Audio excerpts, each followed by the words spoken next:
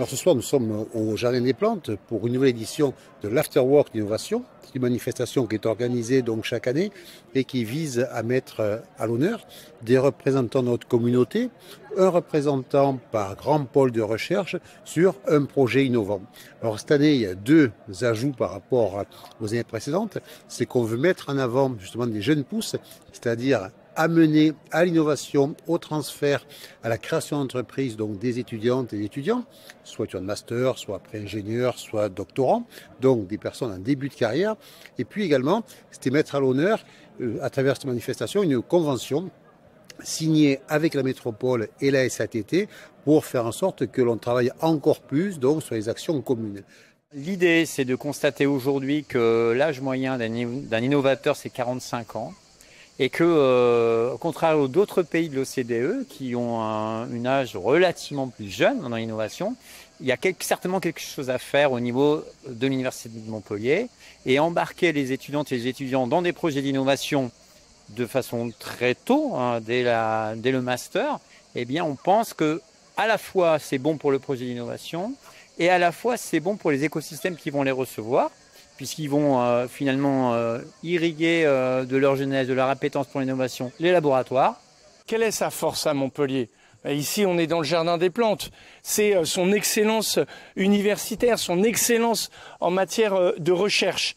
Et de l'autre côté, la métropole de Montpellier est l'une des plus créatives pour soutenir l'activité économique. Et bien, quand on unit nos forces, eh bien, on devient meilleur.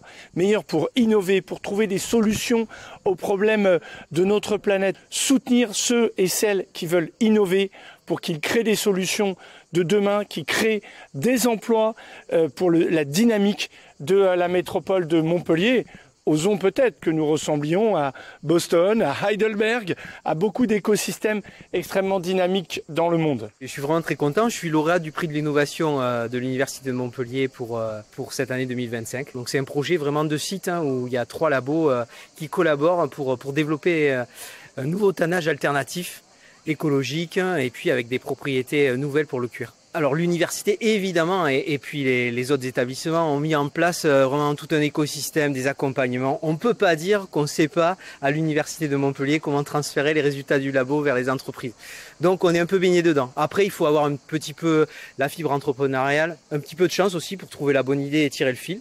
Un petit peu de courage, mais finalement, quand on est bien accompagné, ça se passe super bien. On a à Montpellier beaucoup de structures qui existent, mais peut-être pas quelque chose qui fédère.